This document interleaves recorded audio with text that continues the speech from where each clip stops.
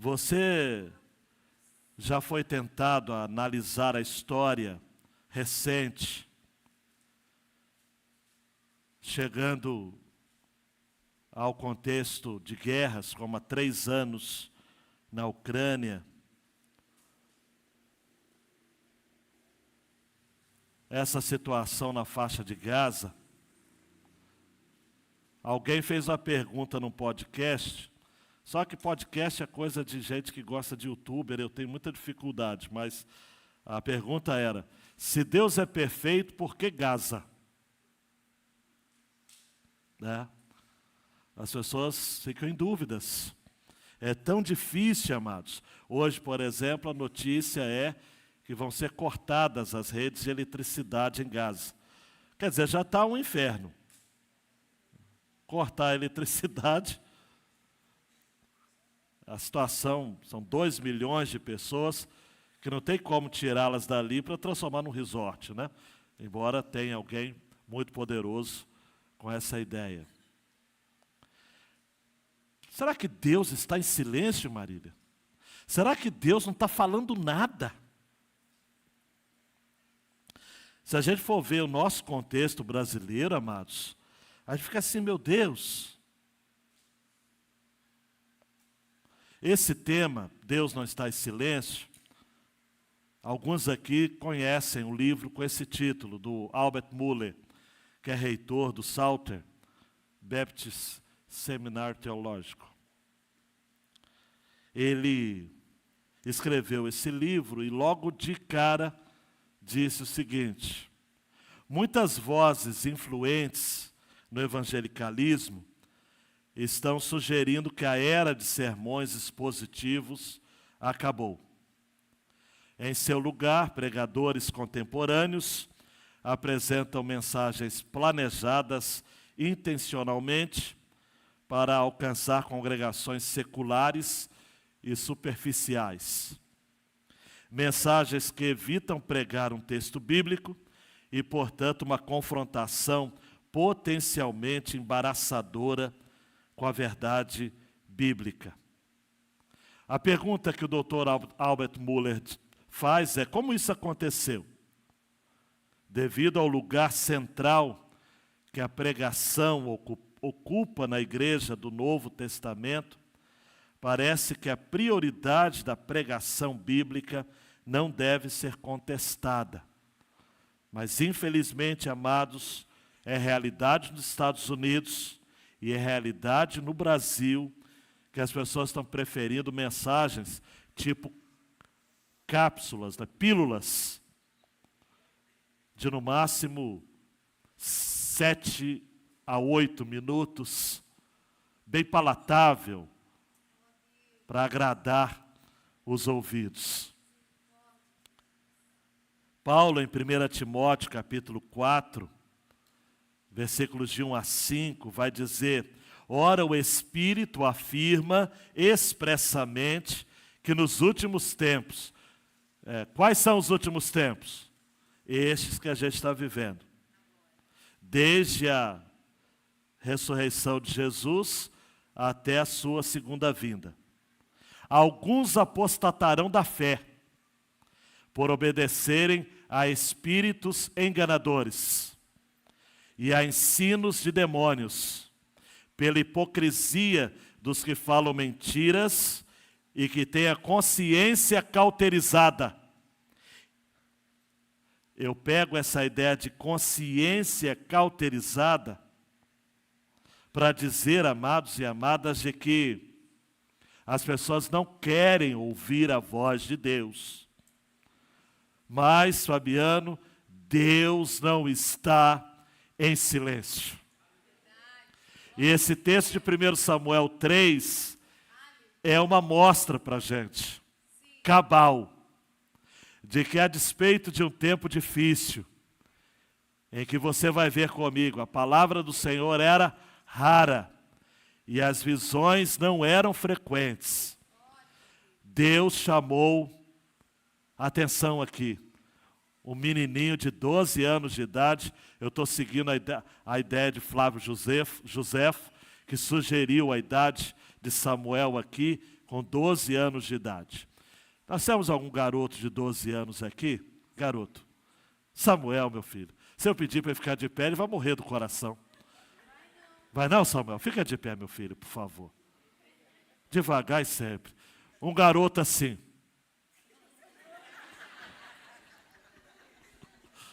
De 12 anos de idade. Hein, Diego? Assustou o garoto, né? Assustei o garoto. Vamos ao texto. O menino Samuel servia o Senhor diante de Eli. Naqueles dias a palavra do Senhor era muito rara. As visões não eram frequentes. Certo dia, o sacerdote Eli, cujos olhos já começaram a escurecer-se, a ponto de não poder ver, ele tinha 98 anos, tá ok? No capítulo seguinte a gente vai ter essa referência. Estava deitado no lugar de costume. Também Samuel estava deitado no templo do Senhor, onde estava a arca da aliança, antes que a lâmpada de Deus se apagasse, isto é, antes de amanhecer. O Senhor chamou o menino. Anote quantas vezes vai aparecer o verbo chamar. O Senhor chamou o menino. Samuel, Samuel. Este respondeu, eis-me aqui. Então correu para onde estava Eli e disse, eis-me aqui, pois você me chamou. Mas Eli respondeu, eu não chamei você. Vá deitar. Ele foi e se deitou. O Senhor tornou a chamar. Samuel. Este se levantou, foi até Eli e disse, eis-me aqui, porque você me chamou. Mas Eli respondeu, meu filho, eu não chamei você. Vá deitar.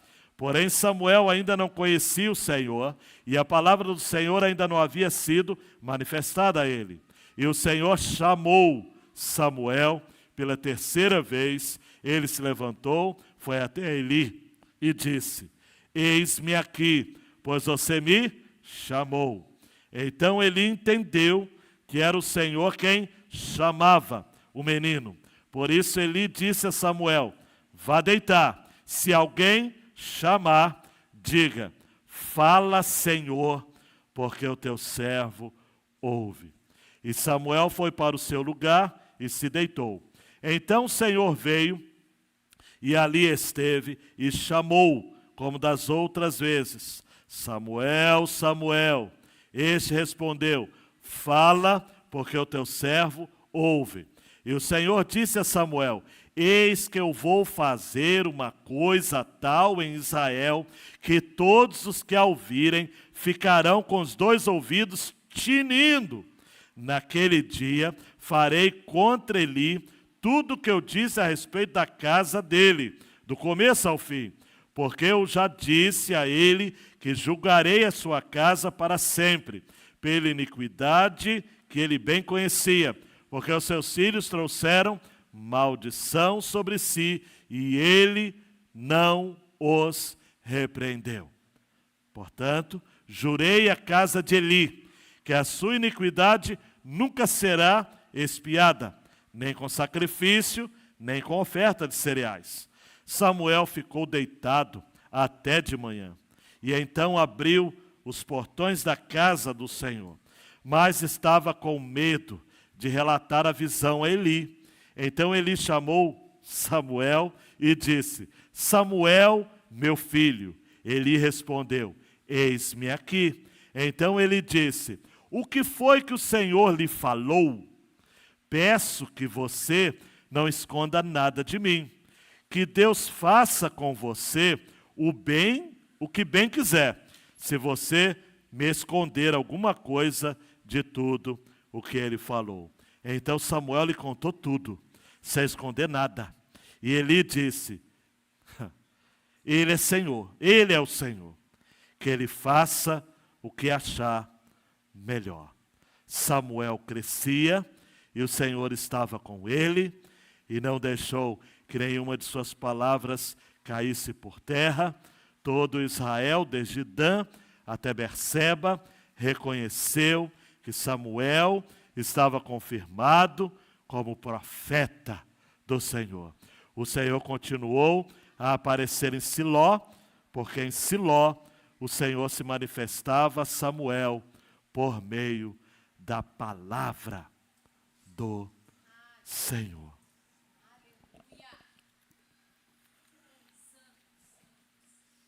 Deus, fale ao coração da tua igreja nesta noite, no nome de Jesus. Amém e amém. Se você contou junto comigo, foram 12 vezes o verbo chamar. Mas esse texto tem uma moldura muito interessante. Olhe para mim. Como que o texto começa? Naqueles dias, a palavra do Senhor era muito rara. Como é que termina? Em Siló, o Senhor se manifestava a Samuel por meio da palavra do Senhor. A palavra do Senhor, amados, é algo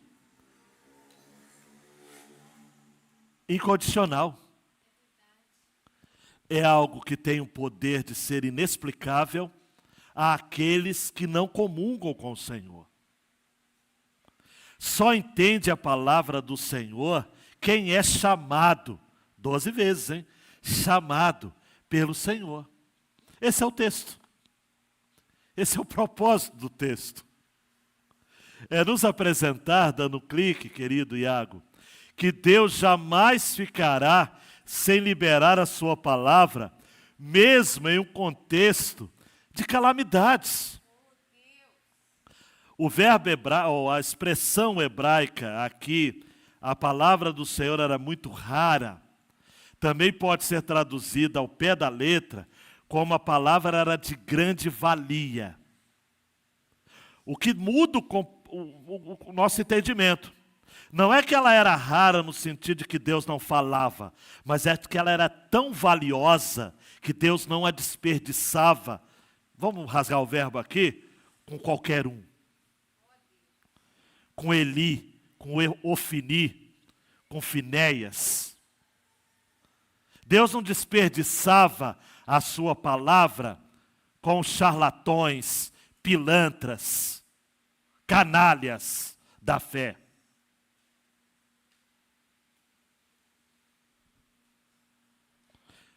Em nossos dias, amados, Deus quer falar.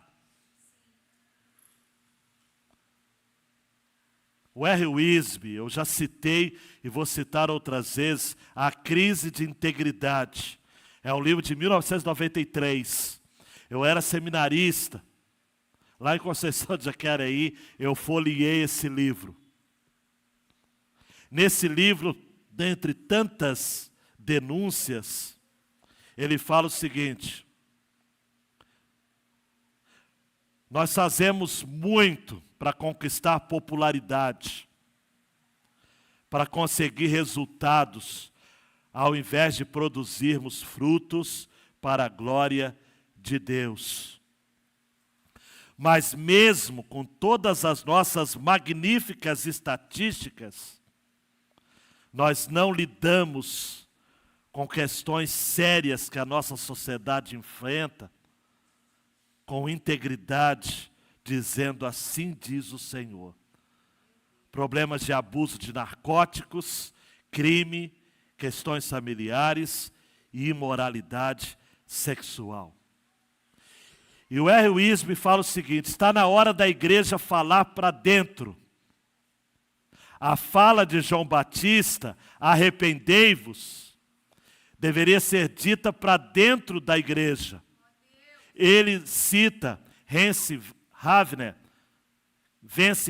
que vai dizer o seguinte: a grande comissão é, na verdade, o nosso programa até o fim dos tempos, mas a maior ordem do Senhor para a igreja é arrependei-vos. E aí ele diz: nós precisamos nos envergonhar. Precisamos nos arrepender. É neste livro que o Wayne Wisby vai dizer que, embora a palavra de Deus diz que nós não devemos nos envergonhar do Evangelho, o Evangelho tem sentido vergonha de muitos de nós. Hoje um amigo, amados, que ele me conheceu no seminário, eu falo ele me conheceu porque acho que ele era de turma diferente, eu não lembro dele de lá, mas ele disse que me conhecia, pastor Marco Félix. Ele é pastor da maior favela de Nova Iguaçu, Grão-Pará. Lugar que, meu Deus do céu. Ele chegou na igreja, amados, a igreja estava desfacelada. Havia 14 membros, Kelinha.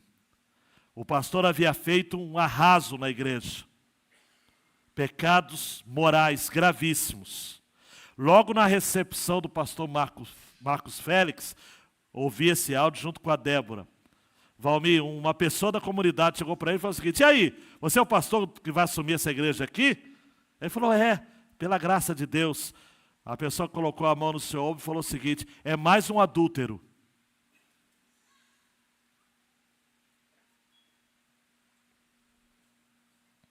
Esse era o nome da igreja. Ele está lá há 13 anos, Jorge. 13 anos. A igreja chegou a 70 membros. De 14 a 70, no Grão-Pará, com o histórico de moralidade sexual dos pastores, eu acredito que é um avivamento. A palavra do Senhor é de grande valia. Ela é rara, mas ela é rara no sentido de que ela não vem na boca de qualquer um, amados. Foi Elias que ouviu da mulher: vejo que a palavra do Senhor nos teus lábios é verdade. Na boca de muita gente, a palavra do Senhor não é verdade, é bagunça. Pensa comigo, amados, grande água. Deus está convocando aqui, chamando o menino Samuel, nosso Samuel aqui, 12 anos. Ele servia ao Senhor diante de Eli. Eli, ao contrário de Samuel, 98 anos de idade, diz o texto que os seus olhos já começaram a escurecer. Quem conhece o caráter de Eli sabe que os olhos começaram a escurecer, a idade conta muito, mas havia um declínio também da sua piedade. 40 anos ele estava sendo sacerdote, mas ele havia perdido, preste atenção aqui, o time, havia perdido o jeito. Tanto é que quando Ana está orando no capítulo 1, ele a confunde com uma bêbada. Ele já não sabia mais distinguir uma mulher que orava derramando a sua alma e uma mulher bêbada. Porque toda igreja, amados, desde o tempo bíblico até hoje, é chamariz de bêbados. Mas há diferença. Tem até alguns bêbados que chegam aqui e choram sinceramente diante do Senhor. Choram mais do que muitos crentes, de modo mais sincero.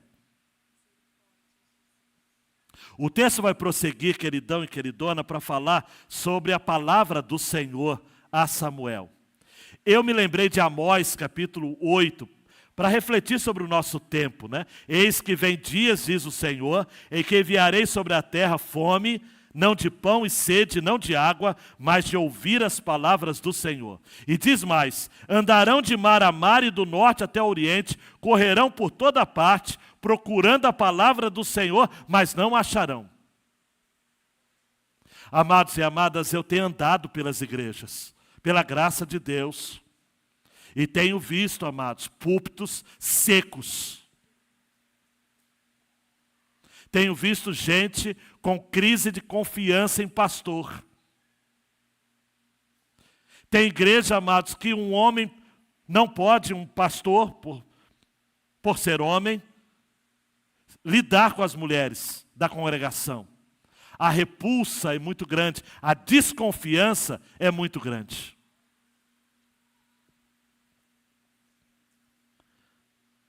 Por isso, amados, assim como no tempo de Samuel, no nosso tempo o Senhor está chamando, está convocando, amados. Você conhece a história, eu não vou ficar repetindo aqui. Samuel, Samuel, uma vez. Samuel, outra vez. Samuel, a terceira vez. A primeira vez, Samuel, Samuel, para fazer, amados, é a minha ideia, tá? Uma relação com Abraão, Gênesis 22, 11. Com Jacó, em Gênesis 46, 2. Mas, sobretudo, com Moisés, em Êxodo 3, 4. Samuel está sendo aqui chamado para ser aquele profeta. Ainda não seria pleno, mas seria uma amostra humana daquele profeta que Moisés anuncia em Deuteronômio. Depois de mim o Senhor mandará um outro profeta, maior do que eu. Aquele profeta não foi Josué, foi também, mas ele, como todo humano, falhou. Foi Samuel, mas como todo humano, ele falhou. Aquele profeta que ele anunciou foi Jesus. Aquele que a mulher samaritana, João capítulo 4, olha para ele e fala: vejo que és profeta. Profeta.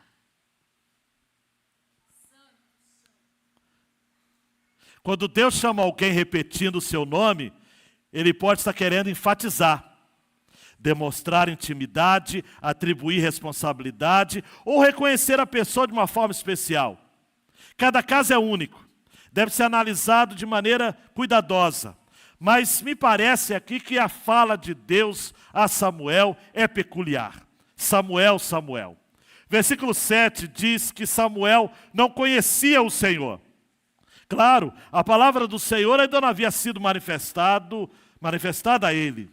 Por isso que ele, sempre que o Senhor o chamava, ele pensava que era quem? Eli.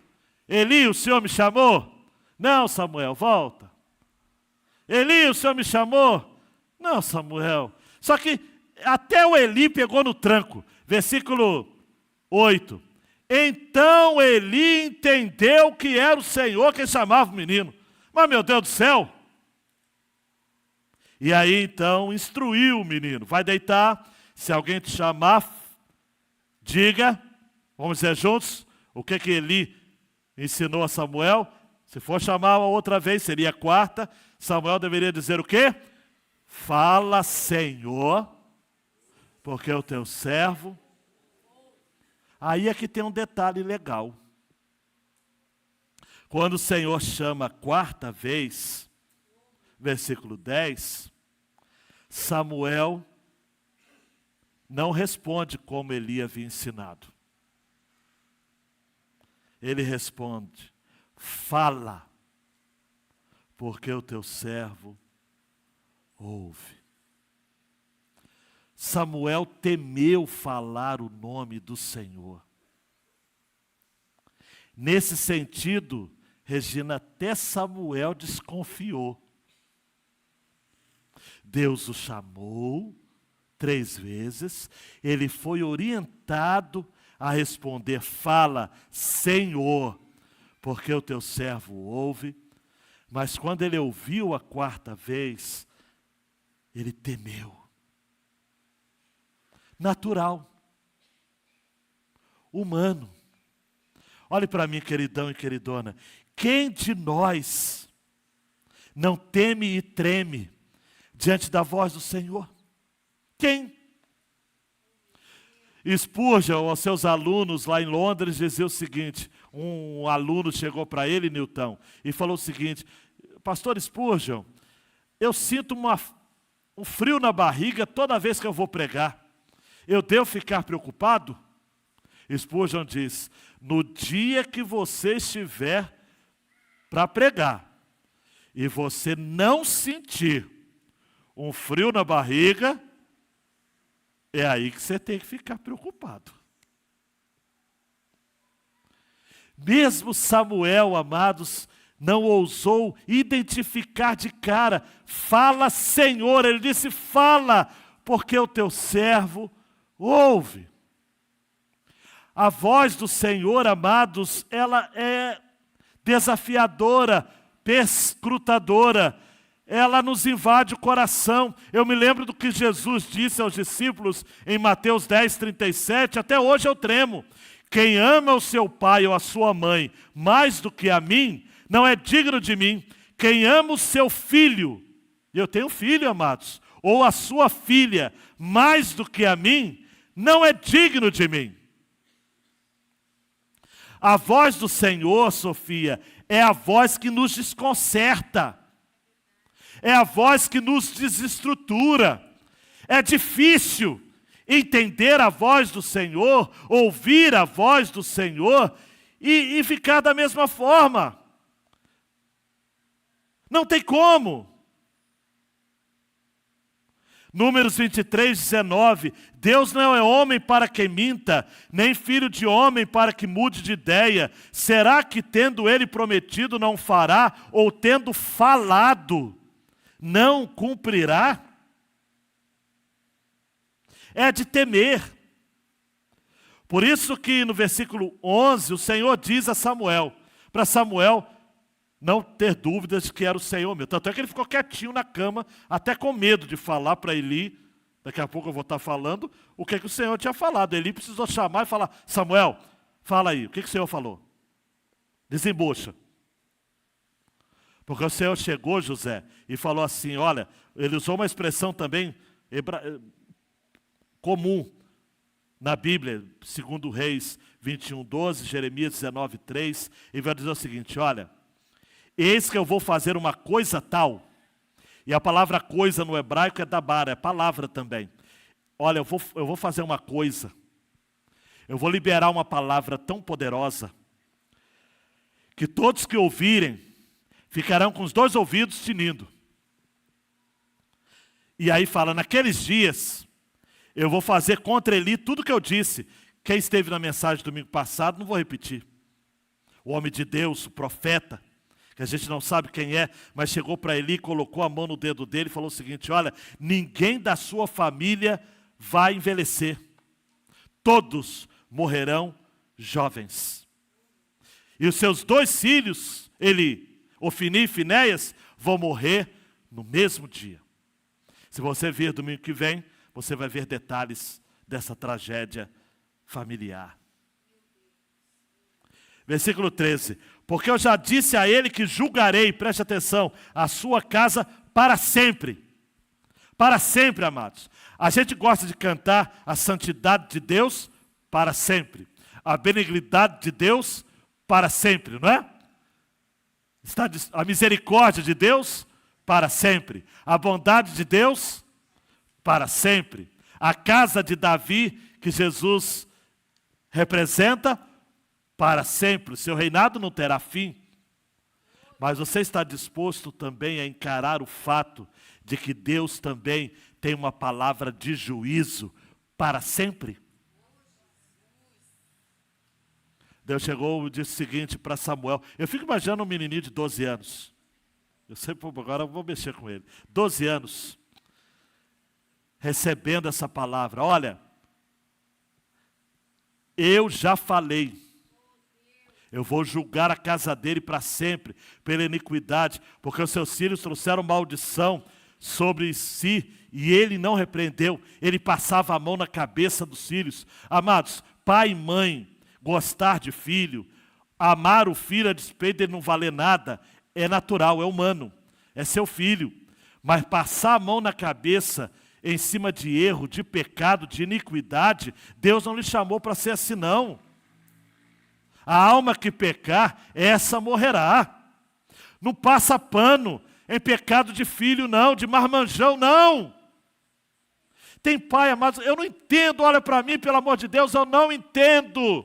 O pai sabe que os filhos estão em pecado, pecado sexual, pecado moral, mentindo, e não faz nada. Muito pelo contrário, deixa dormir com a namorada em casa, deixa o filho trazer bebida para casa. Eu não sei onde estão os crentes, amados, onde estão os fiéis em Israel. Eli pagou com a vida, porque não repreendeu os filhos. Um outro que pagou caro também foi Davi. Não repreendia os filhos. Levou com Absalão, me permite essa expressão, é feio, mas levou na cara com Absalão e quase leva com Adonias. Está lá no início de 2 Reis. Não levou porque Deus teve misericórdia e Salomão era ungido para ser rei. E é interessante que o texto diz assim, não é segundo Reis não, primeiro Reis. Primeiro Reis. Capítulo 1. Tem uma expressão muito interessante que diz justamente sobre isso.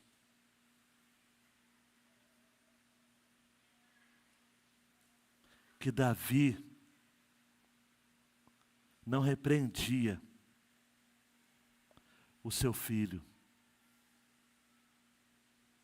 Ele deixava a situação rolar, de um lado, do outro, passivamente.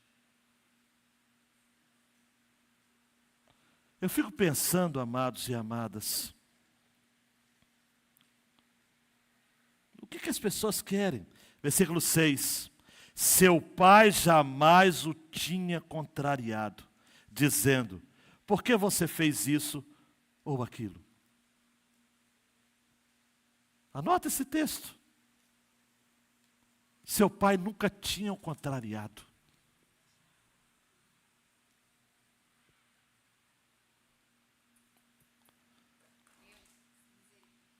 Dando um clique aí, meu querido Iago. Agora Deus confirma o chamado de Samuel. Só que olha para mim, não perde o foco não aqui, hein? Para Deus confirmar o chamado de Samuel, teria que ter um game over, um final de ciclo de Eli. Samuel só poderia entrar se Eli saísse de cena. Não poderia ter os dois. Eli já sabia do que iria acontecer. Samuel também. Tanto é que diz o versículo 15, que ele ficou deitado até amanhã. Abriu as portas do Senhor, mas diz o texto que ele estava com medo. Repita comigo, com medo. De relatar a visão. Ele chama, dá aquela forçação de barra, que Deus faça com você o que bem quiser, se você me esconder alguma coisa. Mas, amados, olha para mim. Deixa eu fazer um destaque aqui a Eli. Eli merece, nesse texto, um elogio. A consciência, irmã Dilma, que Eli tinha da soberania de Deus. Porque ele ouve, Samuel conta tudinho, versículo 18, sem esconder nada, e Eli diz o quê? Ele é o Senhor. Ele é o Senhor. Sua verdade vai sempre reinar. Se Eli soubesse, ele cantaria. Porque é isso que o texto diz. Ele é o Senhor. Que ele faça o que achar melhor. Uau! Uau!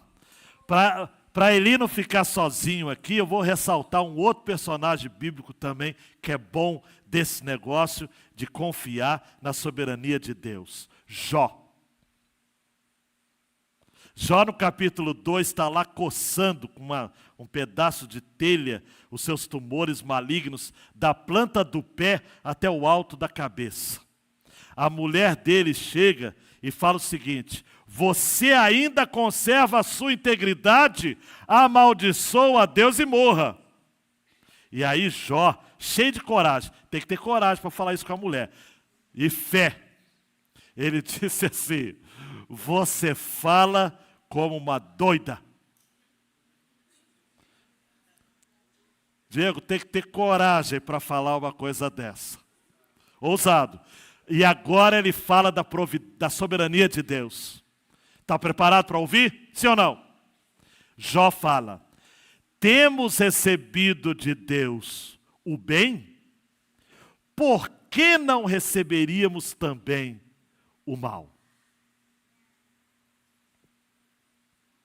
Gente, olha para mim, tem crente que só quer receber notícia boa. Foi promovido. Vai ser vovô. Passou na universidade. A namorada disse sim. Só notícia boa. E aí quando tem uma notícia ruim, um diagnóstico. Isso eu peguei até pesado, não, diagnóstico. Mas de repente, a Thaís vai ver a prova, Thaís, né? Laís, vai ver a prova e vai dizer, uau. Até vira de cabeça para baixo para ver se a nota melhora. É uma má notícia. Ela vai entender que assim como ela esperava o bem, ela vai esperar o mal. Para que ela cresça. Para que ela se aperfeiçoe. Isso não está na Bíblia não, gente. Há males que vêm para bem. Não está na Bíblia não. Tá, G? Você achou que estava, não está não. Há males que vêm para bem. Mas na providência de Deus, na soberania de Deus, naquilo que a gente chama de bênçãos disfarçadas de Deus, tem muita coisa que é ruim, mas que é boa. Foi assim que Eli recebeu, amados, essa palavra. Ele é o Senhor. Aleluia. Que Ele faça o que achar melhor. E aí no versículo 19, Samuel crescia, o Senhor estava com ele, não deixou que nenhuma das suas palavras caísse por terra.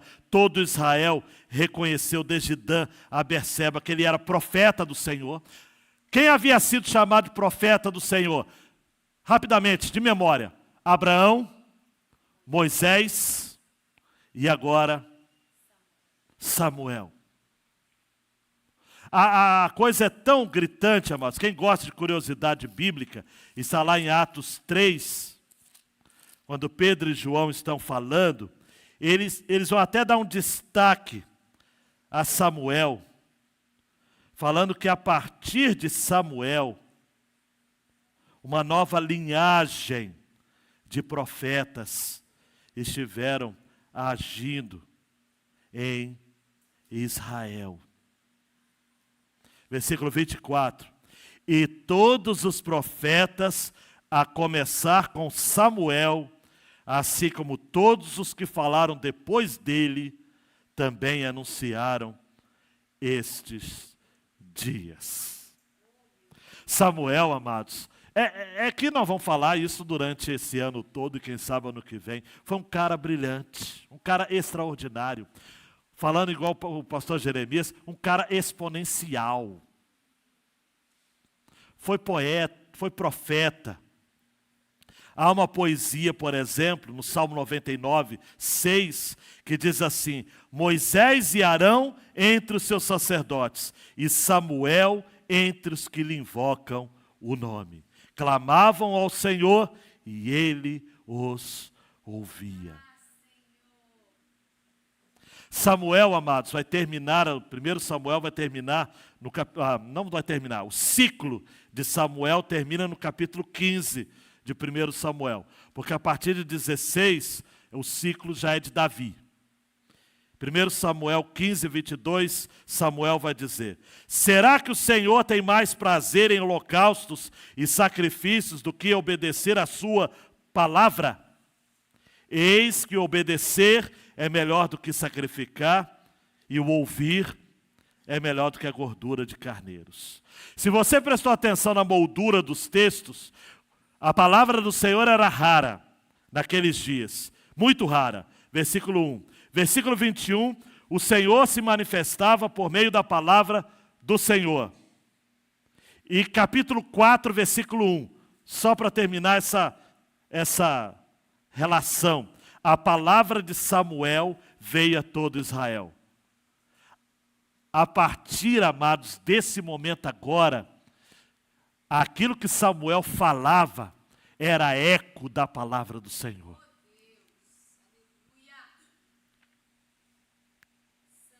Uau! A palavra que era rara, através de Samuel, se tornou sua própria palavra. E daí, não combinei com o pastor Léo não, hein? Ele começou o culto, o verbo, a palavra, se fez carne e habitou entre nós, pleno de graça, pleno de verdade. E vimos a sua glória como a glória do unigênito do Pai. Quem é a palavra do Senhor que está entre nós hoje? Jesus Cristo.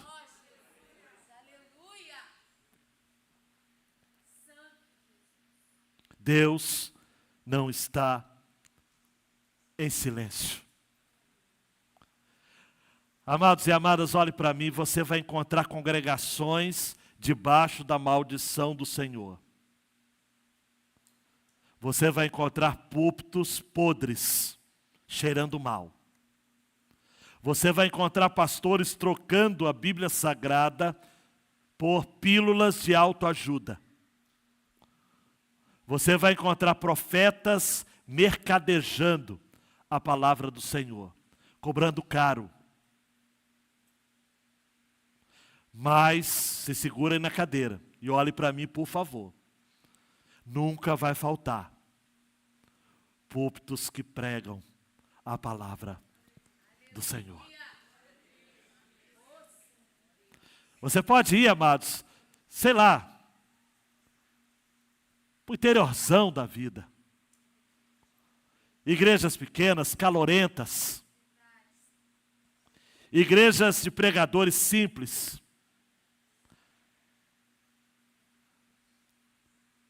Participei de um grupo seleto de professores num curso de exposição bíblica, dando aulas, amados, alguns aqui fizeram online ali, para mais de 700 pessoas. Se contar que tinha a esposa ainda do lado de um marido ou outro, a gente chegaria a 1000, perfeitamente. Amando a palavra de Deus. Deus não está em silêncio. Eu não sei se ele está online. Esses dias um rapaz que eu não conheço, obviamente, lá do interiorzão do Acre. Amados, o Acre existe. Lá do interiorzão do Acre. Dizendo, pastor Ezequias, eu ouço as suas pregações. Eu preciso aprender a pregar.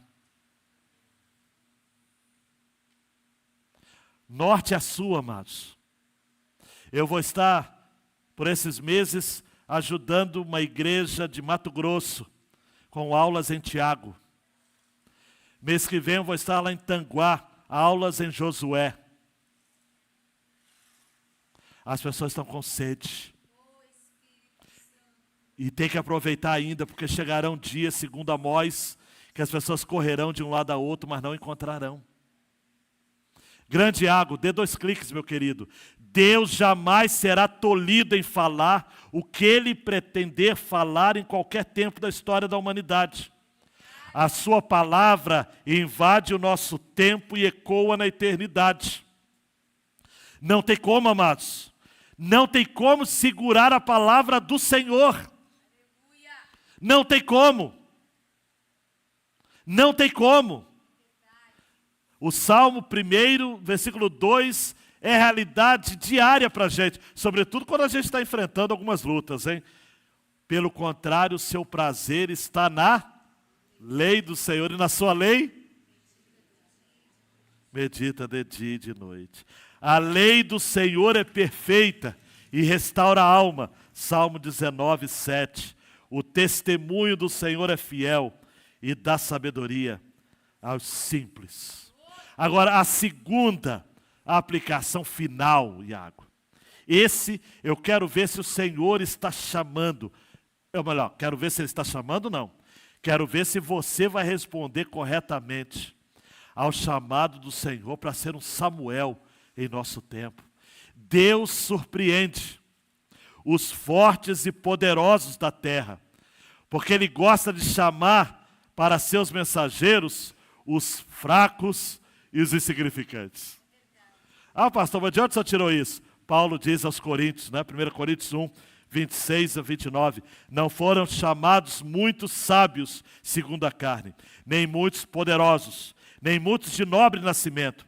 Pelo contrário, se segura aí, hein? Deus escolheu as coisas loucas do mundo para envergonhar os sábios, e escolheu as coisas fracas do mundo para envergonhar as fortes. E Deus escolheu as coisas humildes do mundo e as desprezadas, e aquelas que não são, para reduzir a nada as que são, a fim de que ninguém se glorie na presença do Senhor. Quem é que está falando? É Deus que está falando? Não importa o mensageiro. Ele pode ser um caniço quebrado. Ele pode ser, amados, um maltrapilho.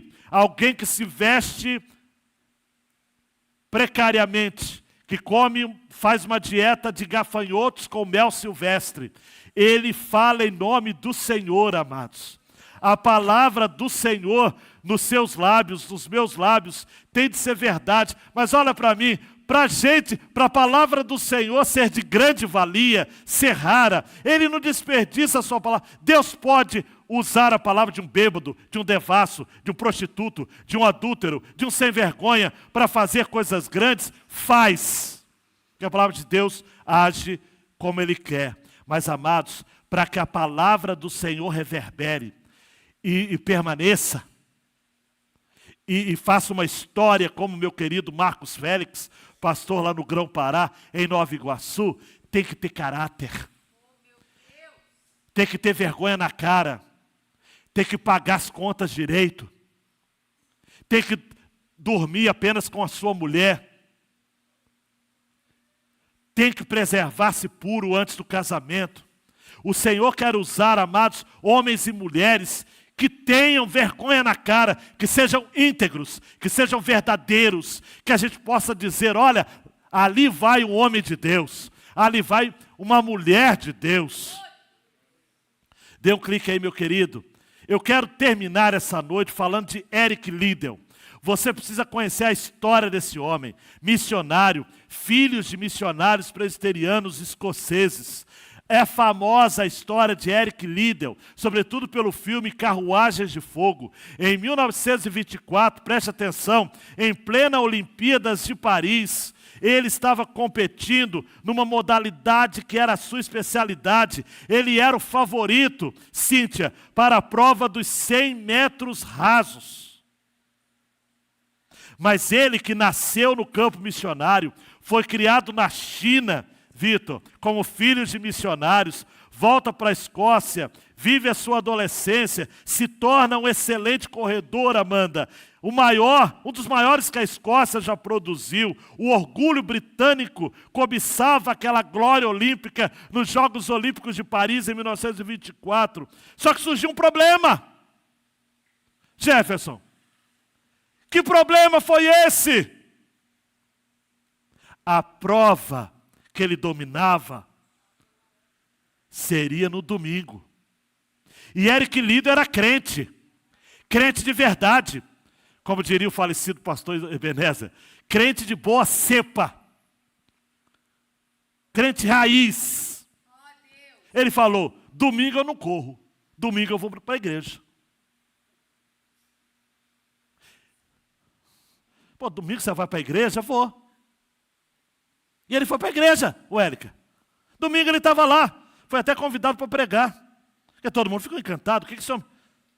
Ele disse não, ele foi convencido, Luiz Gustavo, pela Escritura, de que dia do Senhor é coisa séria. É coisa séria. Ele se recusou a participar. Domingo é dia de estar na igreja, de manhã e de noite. Meu Deus do céu.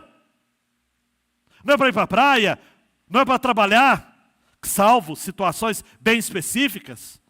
Não é para estudar, não é para namorar. É dia do Senhor. Amados, os jornais da época, imaginem.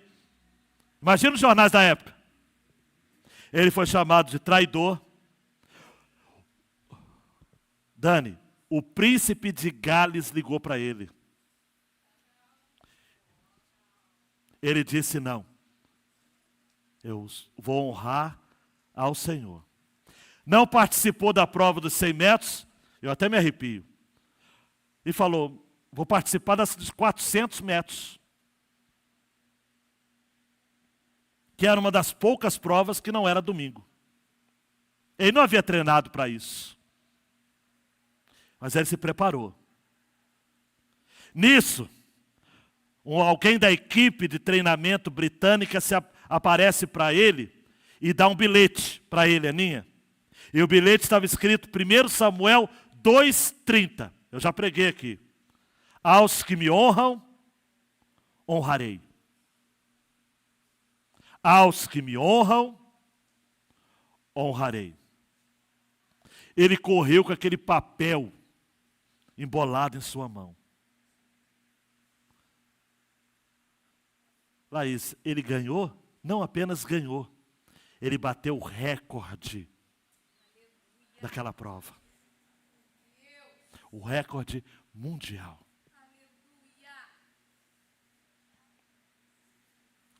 Quando ele voltou para a Grã-Bretanha, amados, fizeram uma festa. Fizeram igual o que o Grêmio fez com o Renato Gaúcho, querendo fazer estátua e tudo. Ele disse não. Eu tive uma experiência com o Senhor, Ele me chamou. Eu vou voltar para o campo missionário. Voltou para o campo missionário. A multidão que foi vê-lo, Emanuel, era mais de 1.000 pessoas. Ou melhor, mais de 1.000 pessoas foram impedidas de participar da despedida.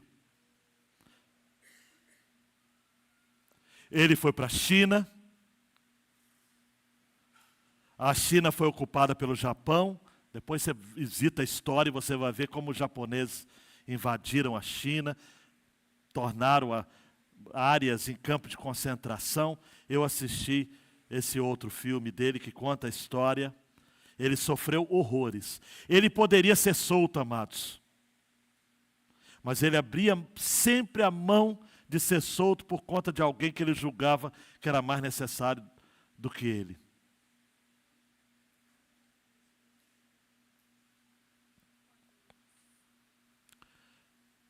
Vinte anos depois de chegar ao campo, depois da glória olímpica, ele morre na China, no campo de concentração. No final do filme, Carruagens de Fogo, você vai ler essas palavras. Eric Liddell, missionário, morreu na China ocupada, no fim da Segunda Guerra Mundial. Toda a Escócia o pranteou. Aos que me honram, honrarei. Mas isso era a respeito da glória olímpica? A glória que vai embora? Até o Amaral, que ganhou, aquele jogador, jogou no Corinthians também, ganhou a medalha de bronze esses dias, ele disse que vendeu, porque estava precisando de dinheiro. Essa glória é efêmera. Liddell honrou a Deus. E Deus honrou o seu nome. Diante dos anjos e diante dos homens. Deus está chamando você, amados. Deus está me chamando. Ana Clara, Deus está chamando a nossa igreja para ser a voz dele nesse tempo. Lá no Cleusa Jordão, no Tereza Pinheiro, no Santos Dumont, no SEAV, no Nazira Salomão, no estaleiro da Brasfels, em Petrobras, na usina, na prefeitura de Angra. Deus está nos chamando para sermos a sua voz. Washington, eu leio esse texto, eis que farei tinir os dois ouvidos. Essa palavra está valendo para nós hoje. Porque a palavra do Senhor neste tempo é ensurdecedora. E nós somos chamados para sermos como João Batista, voz do que clama no deserto. Abaixa a cabeça, queridão e queridona, abaixa a cabeça. Todos. Deus jamais ficará sem liberar a sua palavra. Mesmo em um contexto de calamidades. E Deus vai usar a mim e você. Deus não vai usar o Lula, não vai usar o Bolsonaro. Deus não vai usar o Donald Trump. Deus não vai usar o Volodymyr Zelensky. Deus não vai usar o Emmanuel Macron. Deus vai usar você. Deus tem usado também o Rafael Abdala, o Hernandes Dias Lopes. Deus também tem usado o Jeremias Pereira. Deus também tem usado o Pascoal Piragini. Deus também tem usado estes tantos que falam semanalmente para milhares de pessoas. Mas não é isso que vai fazer tinir os dois ouvidos desse mundo. Tem que ser a sua voz, Tiago. Tem que ser a sua voz, Ademir. Tem que ser a sua voz, Lucinéia. Tem que ser a sua voz, Adriano. Essa é a voz, amados, que o Senhor quer usar em nossos dias. Deus, faça um movimento grande na sua igreja, de arrependimento, de conversão, de maus caminhos, de confissão de pecados, ó Pai. Vamos lavar a roupa suja aqui, para sairmos limpos, Deus. Para sairmos limpos. Tira, meu Deus, partidarismos da igreja. Deus, revele casos extraconjugais, violências domésticas, fornicações, devassidões diversas. Deus, limpa a tua igreja, purifica com isopo, como diz o Salmo 51. Limpa o teu povo. Por favor, Deus. É ceia do Senhor. É concerto diante do Senhor. E a gente não vai se negar a buscar a limpeza por inteiro diante daquilo que o Senhor quer fazer em nosso meio. Ainda em oração, confesse os seus pecados, igreja, e deixe, e busque a reparação que vem dele. Faça esse momento seu, diante do Senhor, que vai fazer você sair daqui um Samuel, alguém que vai falar e Deus é que vai estar falando através da sua vida.